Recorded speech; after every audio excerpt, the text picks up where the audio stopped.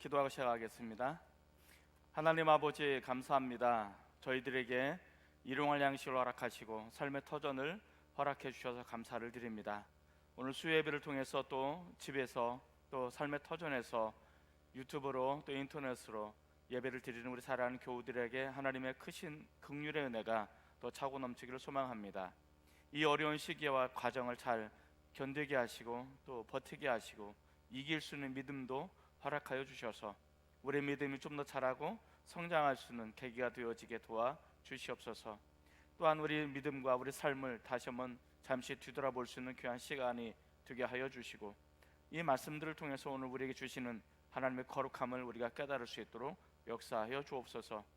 오늘 수요 예배를 통해서 또 말씀을 통해서 하나님께서 우리에게 들려주시는 주님의 음성을 듣게 하시고 하나님 아버지의 마음을 우리가 알아갈 수 있도록 축복해 주옵소서. 감사드리고 예수님의 이름으로 간절히 축복하며 기도드립니다. 아멘. 할렐루야. 오늘 수요예배 본문은 사도행전 16장 22절에서 25절까지의 말씀입니다. 16장 22절에서 25절까지의 말씀을 제가 읽어드리도록 하겠습니다.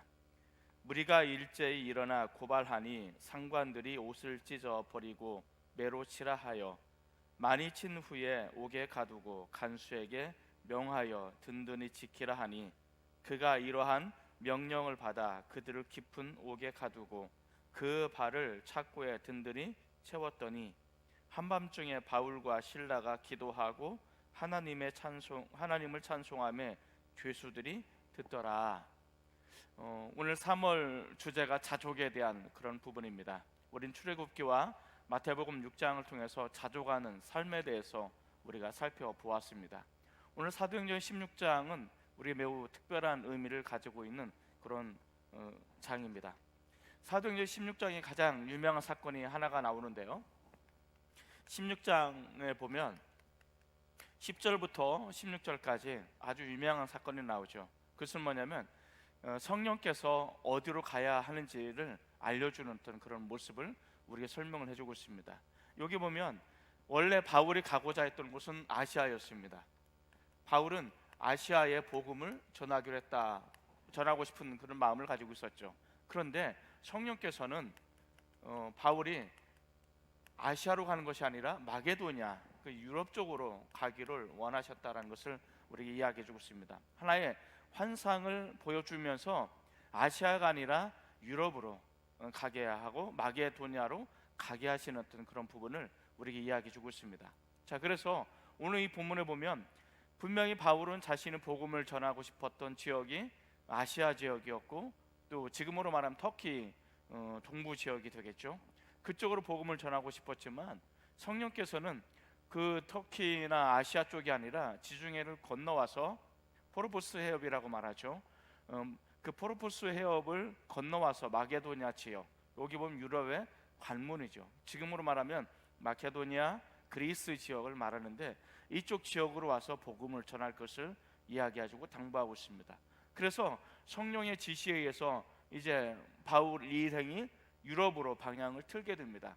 그리고 첫 번째로 만나는 도시가 빌립보라는 도시입니다. 이 빌립보라는 도시는 퇴역한 로마 군인들이 정착해서 살고 있는, 어떻게 보면 상당히 로마화 되어져 있는, 문화의 수준이 상당히 높은 지역 중에 하나였고, 나름대로 삶의 어떤 질이 높았던 도시 중에 하나였습니다. 그리고 이 빌립보는 아시아와 유럽을 잇는 교량 역할을 하는 어떤 그런 입구, 관문과 같은 그런 도시였다라는 것을 우리에게 살펴볼 수가 있죠. 자, 바로 이 빌립보는 바울이 성령에 의해서 부름심을 받는 첫 번째 장소가 되어지는 것이죠. 자, 하나님께서 분명히 바울이 원했던 방향이 있고 또 그곳으로 가려고 했지만 하나님께서는 그런 바울을 막으시고 유럽으로, 또 하나님께서 원하시는 그런 자리로 전도 여행을, 복음을 전하기를 원하셨습니다. 그래서 빌립보에 들어가서 처음으로 복음을 전하고, 이 복음을 전한 첫 열매가 루디아라는 사람입니다. 이 루디아라는 사람을 복음을 통해서 첫 열매를 거두게 되었고, 이 루디아는 어떤 사람이었냐? 조합원이었습니다. 어떤 조합원이었냐면 그 당시 옷, 의류를 어떻게 보면 재료라든지 모든 의료에 관련된 이런 부분들을 유통할 수 있는 어떤 그러한 사람이었습니다. 그래서 이 원래 루디아의 고향이 두아디라 지역인데, 바로 이 사람 때문에 그곳에까지 복음이 확장되어지고 전해지는 그런 부분들을 우리에게 보여주고 있죠. 자, 그런데 이 첫 번째 열매는 루디아였습니다. 그리고 이 루디아로 인해서 그 온 집안이 다 예수를 믿고 세례를 받았다라고 표현을 하고 있습니다. 바울 일행은 아마도 이 루디아를 통해서 야, 하나님께서 우리를 이곳에 부르신 것이 맞나 보다라고 아마 기쁨과 찬양을 올려드리지 않았을까라는 생각을 갖게 되어집니다. 그런데 곧이어서 어려움이 봉착하게 되어지는데, 성경에 보면 점치는 여종, 귀신 들린 여종에 대해서 이야기합니다. 이 한 여종이 등장하는데, 이 여종은 귀신과 접신하는 어떤 그러한 여종이었습니다.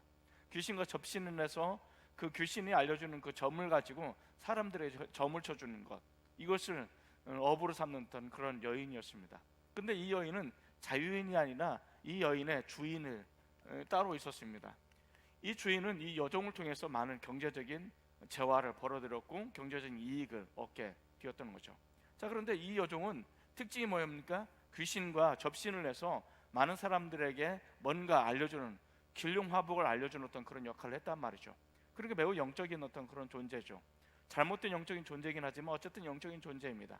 자, 그런데 이 바울 일행이 들어오자마자 이 여인이 즉각적으로 아는 거죠.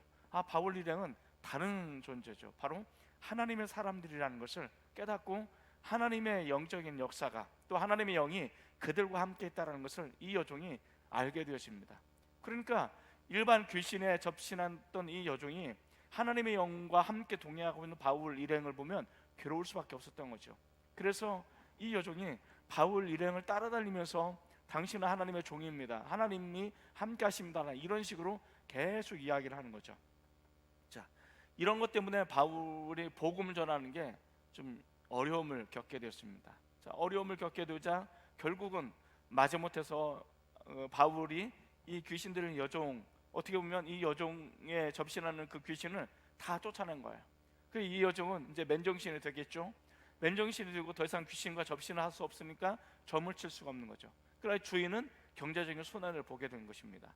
자, 어떻게 보면 한 인격이 구원받은 것에 대해서 감사하기보다는 경제적인 손실 때문에 바울 일행을 고발하게 되고, 바울 일행 고발하는 그 결과로 인해서 오늘 우리가 읽었던 본문에 보면 어떻게 보면 고발당하고 매를 맞고 감옥에 갇히는 그런 부분이었습니다. 자, 여기서 우리가 생각해 볼 것은 이 루디아만 바라볼 것 같으면 마치 그 하나님의 부르심의 자리는 영광스러운 자리였고 승리의 자리였고 구원의 자리였던 거죠. 그런데 이 여종으로 좀 더 그 부르심의 자리를 확대해 보면 이 여종으로 인해서 고난받고 매를 맞고 감옥에 갇히는 그런 고통을 당하게 되는 것이죠. 그것은 어떻게 보면 영광스러운 자리가 아니었습니다. 그것은 기쁨이 넘치는 그런 자리가 아니었죠. 거기서는 고통의 자리였고 아픔의 자리였습니다. 고난의 자리인 거죠. 하나님께서 부르심의 그 자리가 때로는 우리가 원하는 영광의 자리가 아닐 수도 있습니다. 하나님이 나를 부르시는, 하나님 나를 보내시고 나를 가라고 하시는 그곳이 때로는 영광스러운 자리도 아니었고 때로는 그것이 눈물의 자리일 수도 있고 아픔의 자리일 수 있다는 것입니다. 그렇다면 오늘 우리에게 생각해 주고자 하는 것이 뭐냐면, 하나님의 부르심의 자리가 영광만 있는 자리가 아니고 때로는 고난의 자리고 아픔의 자리고 눈물의 자리라면, 그 아픔의 자리에서 우리는 무엇을 바라보고 무엇을 선택할 수 있겠느냐라는 것을 오늘 본문을 통해서 우리에게 질문을 하고 있는 거죠. 오늘 새벽에 보면 요한복음 마지막 21장을 우리 다뤘습니다. 거기 보면 예수님께서 베드로 시몬을 향해서 말씀하십니다. 시몬아, 너가 젊었을 때 네가 가고자 하는, 네가 원하는 자리에 있었지만 이제 네가 늙고 나이 들면 너가 원하는 자리에 갈 수 없어. 사람들이 너를 강제로 띠띠우게 하고 네가 원하지 않는 그곳으로 가게 될 거야. 그리고 그곳에서 너는 죽음을 당하게 될 거야. 그런데 너가 그곳에서 원하지 않는 그 자리에서 죽음을 당하는 것이 하나님께는 영광이야 라고 이야기하는 거죠. 참 난해한 이야기입니다. 어떻게 내가 원하지 않는 그곳에 고난받고 내가 원하지 않는 그곳에 원하지 않는 삶을 살고 내가 원하지 않는 죽음을 맞이하는 것이 어떻게 하나님께 영광이 되겠는가라는 거죠. 그런데 예수님께서는 그것이 하나님께 영광이 된다라고 이야기합니다. 참 이러고 보면 믿음이라는 것이, 신앙이라는 것이 어떻게 보면 굉장히 어떤 깊게 생각해 볼 그런 부분인 거죠. 이것을 우리는 뭐라고 말하냐면 믿음의 역설이라고 표현할 수 있습니다. 파라독스라고 표현되죠. 이 믿음의 역설이 있기 때문에 사실은 믿음의 가치가 더 빛나게 되어지는 것입니다. 믿음을 가지고 우리가 아무 문제도 없이 병도 걸리지 않고 또 경제적으로 넉넉하고 부유한 삶을 살고 또 우리 자녀들도 성공적인, 세상의 성공적인 삶을 살아간다면 어떻게 보면 그것은 큰 은혜일 수 있습니다. 영광스러운 모습일 수도 있습니다. 야, 하나님의 부르심을 내가 받았더니 이렇게 됐어라고 자랑할 수도 있습니다. 그런데 때로는 하나님의 부르심의 그 자리가 우리가 원하는 모습대로 그려지지 않고 우리가 생각하는 모습대로 전혀 나타나지 않고 도리어 그곳에 아픔이 있고 눈물이 있고 고통이 있다면 우리는 이것을 어떻게 받아들여야 될까? 내가 잘못된 부름을 받았을까? 내가 하나님이 나를 잘못 부르신 걸까? 내가 있어야 될 자리가 여기가 아닌데 왜 이렇게 될까? 많은 반문들이 있지 않을까 하는 생각이 듭니다. 그런데 놀랍게 성경에서는 뭐라고 말하냐면 하나님께서 우리를 부르실 때 그 부르심의 자리가 결코 영광스러운, 우리가 원하는 유복한, 우리가 원하는 뭔가 성공적인 어떤 스케일을, 성공적인 어떤 스토리를 써나가는 그런 것이 아니라고 이야기합니다. 때로는 거기에는 눈물이 있고 때로는 거기에는 아픔이 있고 때로는 거기에는 고난이 있을 수밖에 없다라고 말하고 있는 것이죠. 자, 그러면 하나님의 부르심의 자리가 그렇다면 우리는 그 부르심의 자리에서 도대체 무엇을 바라봐야 되는가? 무엇을 생각해야 되는가? 오늘 이 부분을 우리에게 이야기해 주고 있는 것이죠. 오늘날 한국 교회가 코로나 바이러스로 인해서 많은 교회들이 힘겹게 살아가고 있습니다. 어떤 이상한 교회는 뭐 해가지고 이게 소금을 뿌려가지고 이렇게 수많은 확진자로 인해서 어떻게 보면 많은 어려움을 당하게 되어지는데 참 마치 그 바이러스, 코로나 바이러스를 유포하는 것이 어떤 교회라고 이야기하는 것처럼 매스미디어는 이렇게 떠들고 있는 부분이죠. 근데 우리가 그 부분을 통해서 한번 생각해 봐야 될 부분은 우리가 미신적인 무지한 그것이 믿음의 것으로 포장되어서는 안 된다는 것을 이야기해 주고 있는 거죠. 그것은 믿음도 아니고 신앙도 아니고 하나님을 향한 영화롭게 하는 그런 것도 아니라는 것을 우리가 먼저 생각해 볼 필요가 있습니다. 그런데 마치 그런 것들이 믿음의 포장지로, 신앙의 포장지로 이게 포장되어서 그렇게 하면 믿음이 더 좋아지고 그렇게 하지 않으면 믿음이 안 좋아지는 그런 모습으로 우리가 또 어떻게 보면 무지한 상태로 우리 믿음을 몰고 가서는 안 되는 것입니다. 중세시대 때 기독교인들 가장 어려웠던 것 중에 하나는 뭐냐면 성경 말씀을 알지 못했던 거예요. 성경 전부 다 라틴어로 되어 있고 이 라틴어는 일반적으로 사용하지 않는, 예배 때만 사용되어지는 고전 언어였어요. 일상 용어로 사용되지 않는 거였어요. 그런데 모든 예배는 이 라틴어로 사용합니다. 그러니까 많은 사람들이 예배당에 와도 도대체 무슨 말인지 모르는 거죠. 왜냐하면 자신들이 사용하는 것은 독일어고 프랑스어고 영어인데 거기서 전부 다 라틴어로만 가지고 예배를 드리니 뭐 어떻게 예배가 되겠어요. 그럼에도 불구하고 이 신부들은 자신의 말을 믿지 않으면 구원받지 못하고 사함을 받지 못하면 구원받지 못하는 그런 무지몽매한 것으로 사람들을 이끌어가고 현혹하게 되는, 근데 그런 무지한 상태가 오늘날도 여전히 나타나 있다는 것을 보면 좀 가슴 아픈 거죠. 어쨌든 오늘날 중요한 것은 이러한 상황 속에서 우리에게 이야기해 주고자 하는 믿음은 뭘까라는 것입니다. 부르심의 자리가 고난의 자리라는 것을 통해서 우리에게 주시는 영적 교훈입니다. 첫 번째는 주님을 위해서 매를 맞는 것은 감사하다는 것입니다. 이 주는 영적 교훈은 뭐냐면 주님을 위해서 고난받는 것 혹은 매를 맞는 것은 어떻게 보면 감사한 일이다라는 거 이야기해 주고 있습니다. 고난이 감사하다? 매를 맞고 고통받는 것이 감사하다? 말이 안 되는 것이죠. 그렇기 때문에 신앙은 역설이라고 제가 설명을 한 것입니다. 믿음은 철저하게 역설적인 것입니다. 세상의 보편적인 가치는 고난을 받으면, 매를 맞으면, 아프면 행복하지 않은 것입니다. 감사가 나타날 수가 없는 것이죠. 그런데 유독 성경은 뭐냐면 고난의 자리에 감사가 넘치고 매를 맞는 자리에 기쁨이 넘치고 즐거움이 있고 그리고 아픔이 있는 그 자리에 그들이 즐거워하는 모습들을 우리가 보여주고 있다는 거죠. 이것이 어떻게 가능할까? 이것이 어떻게 가능할까? 오늘날 우리가 많은 사람들이 웃을 일이 별로 없어요. 우리가 이제 지금 많은 사람들이 몇 명이나 지금 이 예배를 참여하고 있는지는 모르겠습니다만은 지금 이 본당에 4명밖에 없거든요. 나머지는 얼굴이 안 보여요. 그러니까 제가 어떻게 해야 될지는 모르겠어요. 새벽 예배 때 보면 한 명도 안 나오고 저 바보와 같은 카메라만 보고 내가 설교를 해야 되는 거예요. 참 괜히 익숙하지 않은 풍경이고 저도 굉장히 당혹스럽습니다. 반응이 어떻게 되는지는 모르겠어요. 자, 그런데 이런 어려움 속에서 우린 그래도 감사해야 된다라고 말한다면 도대체 뭐가 감사해요, 목사님? 라고 반문하고 싶을 경우도 있을 것입니다. 그런데 믿음이라는 것은 이런 상황 속도 얼마든지 감사할 수 있다라고 이야기합니다. 22절에 보면 무리가 바울 일행을 고발합니다. 그래서 바울 일행이 바울과 실라가 옷을 찢김을 받고 벗김을 당합니다. 그리고 23절에 보면 그들이 매를 많이 쳤다라고 표현하고 있습니다. 많이 매를 쳤다. 그들이 옷을 찢겨서 벗기하고 그리고 그곳에 매를 간다는 것은 그 당시 문화는 매우 치욕적인 것이었습니다. 이것보다 더 치욕적인 것은 없는 거죠. 자, 그런데 이 매를 맞는다, 고난을 받는다라는 것은 어떻게 보면 하나의 상흔이라고 말하고 있는데 그것을 상처의 흔적이라고 표현할 수 있는데 이것을 또 다른 말로 흔적이라고 설명을 할 수가 있습니다. 복음을 전하다가 고발을 당해서 매를 맞고 이 매를 심하게 많이 쳐서 매를 심하게 맞았습니다. 그래서 온몸에 상흔이 나타나는 거죠. 흔적들이 나타나는 거죠. 자, 이것은 어떻게 보면 두 가지의 양태로 나타날 수 있습니다. 하나는 뭐냐면 이것은 매우 명예로운 사건입니다. 이 명예로운 사건이라는 것이 뭐냐면 마치 국가와 나라를 위해서 내가 전쟁터에 나갔을 때 전쟁을 하다가 다친 흔적이 있다면 그 다친 흔적은 비록 나에게는 흔적으로 나타나는 아픔의 흔적이지만 이것은 매우 명예로운 것이죠.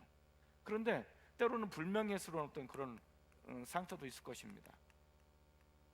내가 뭔가 잘못을 하다가 잘못하는 그 결과로 다치면 그것은 명예로운 것이 안 된 거죠. 그것은 불명예스러운 사건이겠죠.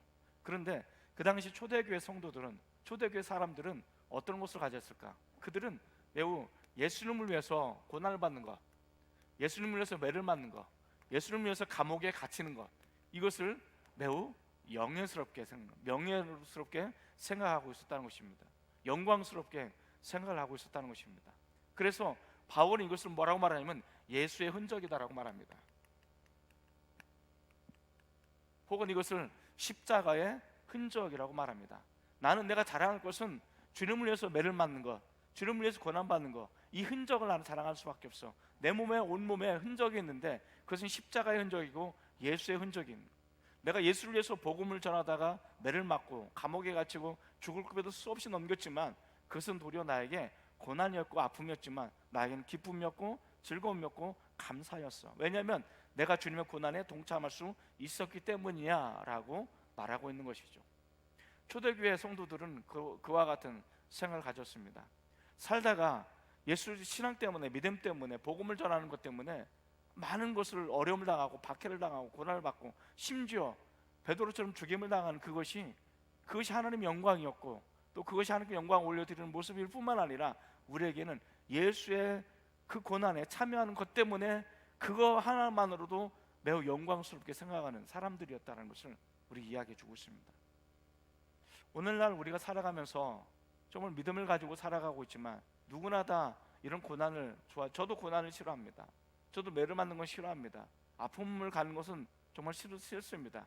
그런데 주님을 위해서 이러한 삶을 산다는 것은 매우 영광스러운 것이라고 오늘 우리에게 이야기해 주고 있는 것이죠. 이것이 초대교회 성도들과 오늘날 우리들의 모습이 차이점이 아닐까라고 이야기합니다. 오늘날 우리가 부르심의 자리가 영광스러운 자리가 아니고 세상이 원하는 흠모할 만한 그런 자리가 아니고 고난과 아픔의 자리란다면 그 고난과 아픔의 자리에서 예수의 고난을 생각하고 예수의 고난을 짊어지 모르면서 도리어 그곳에서 기쁨과 감사가 넘쳐날 수 있는 의미 있는 고난이 되었으면 좋겠습니다. 애매히 받는 고난, 이것은 의미가 없을 수 있습니다. 그러나 우리가 예수를 위해서 고난받는 것, 믿음을 위해서 우리가 고난받는 가치를 가지고 있는 것, 이것은 매우 귀한 것을 우리에게 이야기해 주고 있다라는 것입니다. 두 번째는 우리가 생각해봐야 될 것은 영적 교훈은 뭐냐? 깊은 감옥에도 믿는 자들을 가두지 못한다는 것입니다. 깊은 감옥이라고 말합니다. 이 깊은 감옥도 사실은 성도들을 가두지 못합니다. 24절에 보면 그렇게 표현하고 있어요. 24절에 보면 깊은 옥에 가두었다. 이것은 깊은 감옥 안에 두었다라고 이야기합니다. 이것을 지하 감옥이라고 이야기합니다. 그리고 양발에는 쇠사슬로 착고로 메어서 그들이 도무지 도망갈 수 없고 위로 올라올 수 없도록 가장 깊은 곳에 감옥에 그들을 던졌다라고 이야기합니다.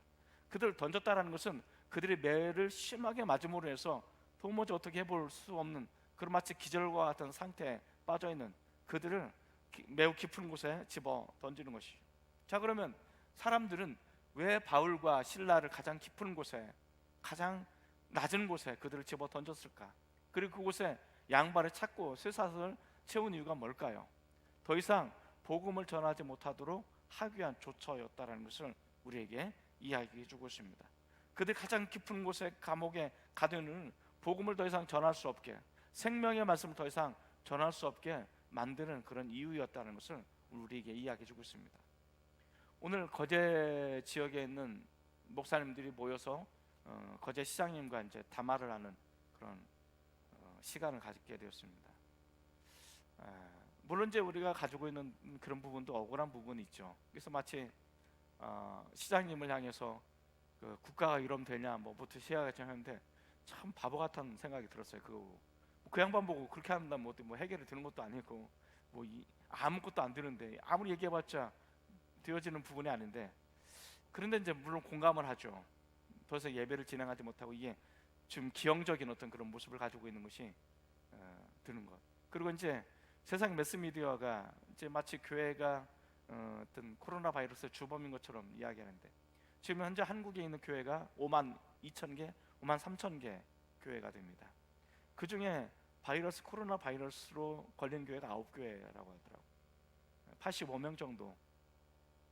5만 2천 개 중에서 9교회, 850만, 950만, 이게 좀 차이가 있습니다만 어쨌든 간에 850만이 됐든 950만 명이 됐든 그 850만 명 중에 코로나 바이러스 걸린 교인이 85명이라는 거죠.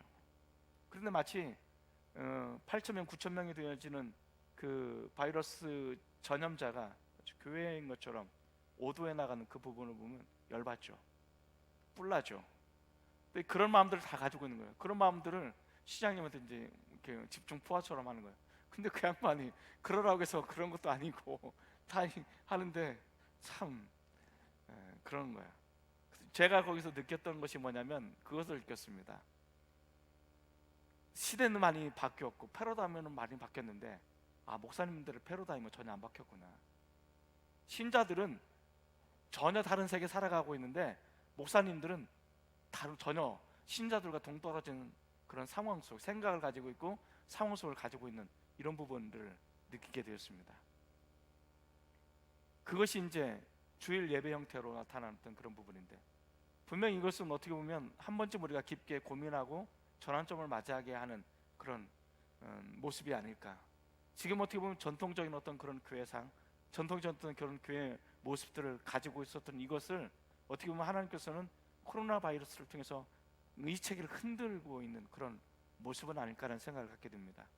우리가 믿음이 좋은 것처럼 포장되어진 어떤 그것이 때로는 성도들 올가면서 마치 뭔가 그렇게 하지 않으면 너는 믿음이 없어, 너는 믿음을 갖기 위해서는 많은 헌금을 해야 되고 또 이렇게 해야 되고 넌 네 인생 이렇게 투자를 해야 돼 라는 어떤 그런 모습으로 우리가 혹여 강요를 하거나 그것이 마치 믿음이 좋은 것처럼 포장하는 그런 유혹이 우리가 있지는 않았을까, 그런 생각을 가져보게 됩니다. 어쨌든 패러다임은 바뀌었고 많은 시대 흐름은 바뀌었는데 물론 우리 그것을 따라가자라고 이야기하고 싶은 마음은 없습니다. 또 따라가고 싶은 마음도 없습니다.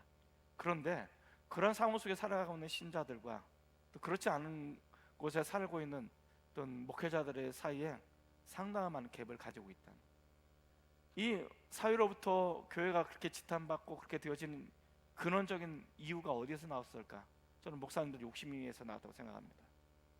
목사님들이 성공에 대한 야망, 세속주의적인 어떤 그런 성공에 대한 어떤 그런 생각들을 포기하고 정말 예수의 십자가를 짊어지고 나간다면, 진정한 복음화되어진다면, 우리가 교회가 세상으로부터 그렇게 지탄과 그렇게 이제 우리가 너희를 바꾸겠어라고 세상이 그렇게 교회를 향해서 뜯어말리는 형태로 나타났을까?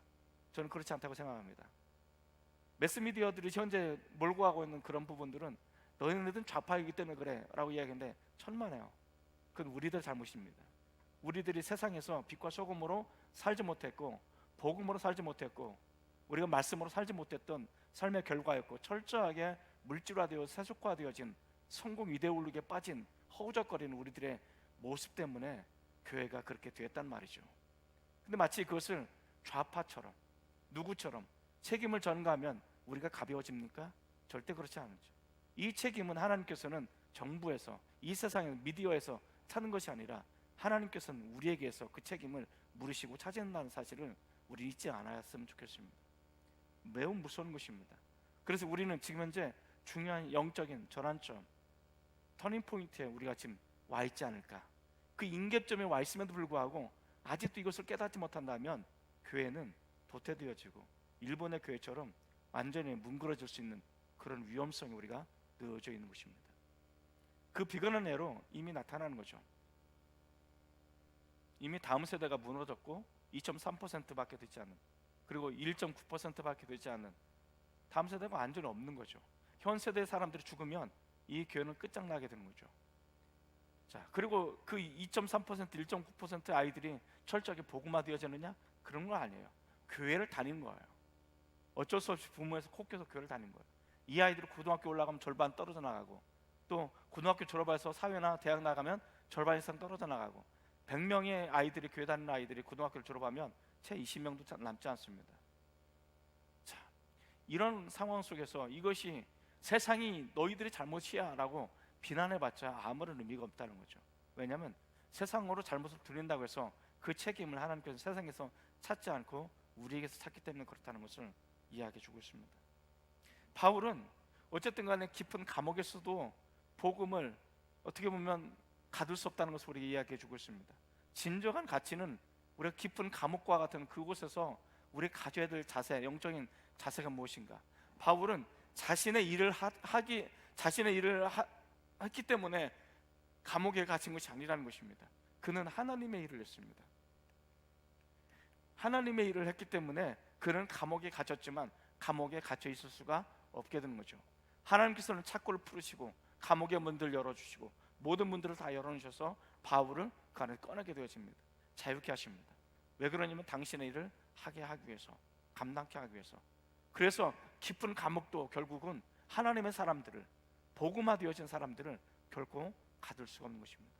이 세상이 교회를 아무리 가두려고 해도 진정한 우리가 복음화되어지고 이 세상이 교회를 향해서 돌을 던지고 매를 간다 할지라도 우리는 결코 정말 내가 예수 그리스도의 복음화되어지는 사람이라면, 성령의 사람이라면, 내가 하나님의 사람이라면 우리는 이 세상 속에서 갇힐 수 있는 사람이 아니라는 것입니다.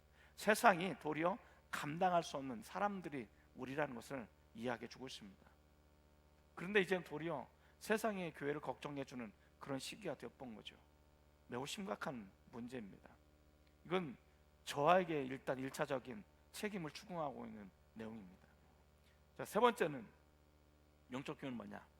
두 번째가 깊은 감옥에도 하나님의 사람들을 결코 가둘 수 없다는 것이고, 오늘날 우리가 아무리 고난과 아픔과 어림없다 할지라도 내가 진정한 하나님의 사람이라면 그것이 결코 나를 옥죄할 수 있거나 가둘 수 없다는 것을 이야기해 주고 있습니다. 세 번째는 고난의 때가, 이 고난의 때가 곧 뭐냐면 기도와 찬양의 때라는 것을 우리에게 이야기해 주고 있습니다. 바울과 실라가 감옥에 갇혔습니다. 그래서 25절을 보면 뭐라고 말합니까? 한밤중에 바울과 실라가 기도하고 하나님을 찬송하자 죄수들이 들었다라고 이야기합니다. 한밤중에, 어떻게 보면 낮에 이들이 모진 매를 맞고 아마 깊은 곳에 던져졌을 거예요. 그리고 저녁 낮에 한밤중에 그들이 정신을 차렸겠죠. 그리고 정말 온몸에는 매를 맞아서 피투성이가 됐을 것이고 양발에는 쇠사슬 매어있는 그 모습을 보게 된 것입니다. 어떻게 보면 벌거벗은 상태 속에서 정말 생각지도 못했던 그런 깊은 감옥에 그들이 처박혀 있을 때 어떤 마음이 들었을까? 그들이 그런 상황 속에서 어떤 느낌이 있을까? 하나님, 내가 아시아로 간다고 했지 않았어요. 내가 아시아로 가서 복음을 전한다고 내가 말하지 않았어요. 그런데 그것을 끝내 막으시고 이쪽으로 가라 해서 이쪽으로 왔는데 이게 뭡니까? 이렇게 따지고 싶은 마음이 없나요? 아마 저 같았으면 그렇게 따졌을 것 같아요. 근데 바울은 그렇게 따지지 않더라고요. 도리어 그들이 정말 몸 운신할 수 없는 그 상황 속에 그곳에서 그들이 기도하기 시작합니다. 그곳에서 그들이 찬양하기 시작합니다. 묵상을 해보시기 바랍니다. 그들이 어떤 내용을 가지고 기도했는지 나와 있지 않습니다. 어떤 찬송을 불렀는지 찬송과 가사도 나와 있지 않습니다. 그리고 어떤 모습으로 그들이 찬송하고 기도했는지 나와 있지 않습니다. 그들이 이렇게 기도하지 않았을 것 같아요. 하나님, 나는 너무 억울해요. 하나님, 난 너무 분해요. 내가 복음을 전하다가 그들 구원을 위해서 내쫓자고 하는 것이 아니라 그들을 구원하기 위해서, 그들이 영원히 지옥 가지 않고 천국 가기 위해서 이 살아있는 복음을 전했는데 내가 이렇게 매를 맞고 이렇게 돼. 나 억울해요. 이 억울함을 갚아주세요. 이렇게 기도했을까요? 그렇게 기도하지는 않았을 것 같아요. 아마 그들의 기도는 기쁨이 넘치는 기도였을 거예요. 내가 드디어 예수님의 십자가에 그 고난에 나 같은 죄인도, 별거 없는 나도 내가 드디어 참여할 수 있군요. 나를 위해서 십자가에 짊어지시고 고난 받으신 그 주님의 고난을 내가 이제 조금이나마 이해할 수가 있게 되었습니다. 나를 위해서 채찍에 맞으시고 나를 위해서 가시 면류관을 쓰시고 나를 위해서 찢기시는 그 십자가의 고통을 내가 조금이나마 이해할 수 있군요. 이게 구원의 가치군요. 나의 구원을 위해서 이렇게 고통당하시는 그 주님의 마음을 내가 조금이나마 헤아려 볼 수 있게 해주셔서 감사를 드립니다. 그렇게 기도하지 않았을까? 그리고 이들이 나에게 매를 가하고 감옥에 갇히고 이런 행위를 하고 있지만 그들은 무지하기 때문에, 알지 못하기 때문에 이런 것입니다. 그들을 용서해 주시고 그들의 구원을 위해서 기도하지 않았을까? 제가 바울의 기도를 듣는다면 그렇게 기도가 될 거예요. 그리고 그들은 또 어떻게 찬양했을까요? 이 세상 무거운 짐을 나 홀로 지고 견디다 못해 쓰러질 때, 이렇게 찬양했을까요? 그렇게 찬양하지는 않았을 것 같아요. 기쁨과 감사가 넘치는, 내가 드디어 하나님의 영광에 내가 참여하는구나. 아무것도 아닌 죄인인 내가 드디어 하나님의 그 긍휼하심을 내가 뭔지를 알 수 있는 그 자리에 내가 참여할 수 있겠구나. 그렇게 그들이 찬양하지 않았을까 생각이 됩니다. 그런데 놀랍게도 그 찬양의 소리를 죄수들이 들었다고 이야기합니다. 온 옥의 문들이, 감옥의 문들이 열렸습니다. 그리고 죄수들은 발의 착고에 차이지도 않았습니다. 문이 열렸지만 그들은 나갈 엄두도 나지 않았던 거죠. 오직 그 문에 열려진, 그 감옥의 문을 열려진 그곳 나갈 수 있는 유일한 사람은 바울과 실라였던 것입니다. 참 아이러니하죠. 이것이 믿음의 위대한 역사가 아닐까, 그런 생각을 갖게 됩니다. 그리고 이 바울과 실라가 그곳에서 오늘날 저와 여러분들, 우리들에게 이야기해 주고 있습니다. 너희는 왜 기도를 잊었는가? 너희는 왜 찬양을 잊었는가? 제가 고등학교 때 CC 다닐 때 참 많이 불렀던 찬양 중에 하나가 그 찬양이죠. 울고 있는 형제여 왜 기도를 잊었는가? 2절을 보면 울고 있는 자매여 왜 찬송을 잊었는가? 오늘 바울과 실라가 우리에게 질문할 때 당신은 왜 기도를 잊었습니까? 당신은 왜 찬양을 잊었습니까? 당신의 삶의 자리가 아프고 고난 때문에 기도를 잃어버리고 찬양을 잃어버렸습니까? 아니면 당신의 삶의 자리가 이 세상 것만 너무 추구하고 따라가다 보니까 결국은 내가 바라봐야 될 주님을 놓치고 내가 기도해야 될 주님의 모습을 잃어버리고 살아가는 것 때문에 내가 찬양을 잃어버리고 기도를 잃어버리지는 않았습니까? 내 삶의 자리가 고난이든 아니면 영광스러운 자리든, 내 삶의 현장이 때로는 아픔의 고통의 눈물이 흘리는 자리든 아니면 성공적인 다른 사람들이 흠모할 만한 그런 자리에 앉아있든, 그것이 중요한 것이 아니라 내 삶의 현장이 어떤 것이 되었든 우리는 기도를 잊지 말아야 되고 찬양을 잊지 말아야 된다라고 바울과 신라는 우리에게 이야기해 주고 있지 않을까, 그런 생각을 갖게 되어집니다. 오늘 나의 삶의 부르심의 자리가 어떠하든지, 또는 그곳이 내가 원하지 않는 모습의 삶의 자리라 할지라도 우리는 주님을 위해서 고난을 받는 것을 기뻐하고 감사하며 어떤 깊은 감옥에도 우리를 가둘 수 없다는 사실을 깨닫고, 우리가 바로 고난과 아픔의 자리에 그때가 바로 기도와 찬양이다라는 것, 오늘날 코로나 바이러스 두려움의 공포에 사로잡힌 그때야말로 우리가 진정으로 하나님 앞에 나와서 기도하고 찬양하는 그런 때가 아니냐라고 묻고 있는 것입니다. 그런 은혜가 우리 모두에게 넘쳐나시기를 주님의 이름으로 축복을 드립니다. 기도하십시다. 사랑은 나의 하나님 아버지, 감사합니다. 오늘 많은 교회들이 수요 예배도 심야 예배도 새벽 예배도 모든 예배가 폐하여지고 드려지지 못하고 있습니다. 규모 있는 교회만 어떻게든 실시간 예배를 하고 녹화된 예배를 드리고 있지만, 그렇지 못한 교회들은 그마저도 하지 못하는 그런 예배의 위기가 우리의 상황 가운데 다가오고 있습니다. 우리 부르심의 자리가 왜 이런 고난의 자리여야 하는지, 왜 이런 아픔의 자리여야 하는지, 때로는 원망이 들 수도 있고, 때로는 불평이 들 수 있고, 때로는 책임을 누군가에게 전가할 때도 있습니다. 그러나 그때야말로 내가 예수님의 고난을 묵상하게 때고, 그 고난 한복판에 내가 감사와 기쁨을 가져야 될 때라고 이야기합니다. 때로는 우리가 사방팔방으로 우겨싸움을 당한다 할지라도 우리가 쌓이지 않고 우리가 낙심한 일을 당해도 결코 낙심하지 않은 이유가 있다면, 내가 바로 아무리 깊은 감옥에 던져진다 할지라도 그 감옥이 하나님의 사람들을 가둘 수 없다는 사실을 우리에게 보여주고 있기 때문에 그렇습니다. 그리고 또한 바로 지금이야말로, 이 고난의 때야말로 우리가 잃어버린 기도를 회복하고 잃어버렸던 찬송을 회복하는 때라고 우리 주님께서는 말씀하고 있습니다.